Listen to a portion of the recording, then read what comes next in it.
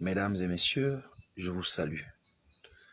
Alors, le débat politique de l'heure, n'est-ce pas, fait entendre n'importe quoi. Alors, il y a des gens qui disent, oui, pour participer à la présidentielle de 2025, il faut que les partis aient pris part à l'élection de 2020, n'est-ce pas, qu'ils aient ceci, qu'ils aient cela. Or, tous ces propos n'ont qu'une finalité, c'est de restreindre, n'est-ce pas, le droit de vote ou alors le droit de participation à la gestion de la chose publique. Or, la véritable démarche juridique devrait consister à partir de la nature de ces droits. Or, et le faisant, on est obligé de constater que le droit de vote, comme le droit de participation à la gestion de la chose publique, sont des droits fondamentaux.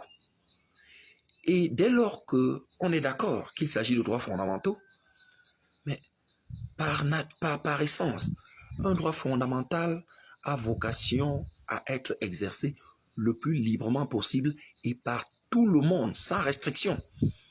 Et si il peut y avoir une restriction à un droit fondamental, mais cette restriction ne peut émaner que de la loi, entendue restrictivement au sens de acte du Parlement promulgué par le chef de l'État. C'est ce que prévoit l'article 26 de notre Constitution. Parce que le régime des droits et libertés relève de la loi. Donc, en l'absence d'une loi restreignant un droit fondamental, le principe est celui de son libre exercice.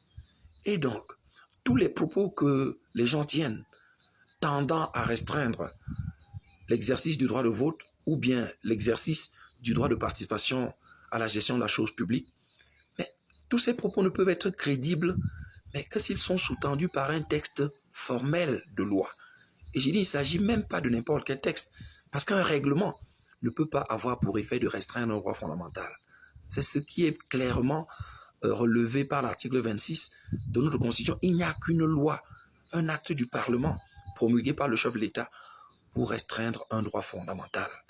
Et si nous sommes d'accord que le droit de vote et le droit de participation à la gestion de la chose publique, n'est-ce pas, qui emporte le droit de candidater, sont des droits fondamentaux, mais on doit pouvoir être d'accord que sur le fondement de l'article 26 de la Constitution, toute restriction de ces droits-là ne peuvent être valables que s'ils sont portés, que s'ils sont clairement exprimés, toutes restrictions, que si elles sont clairement formulées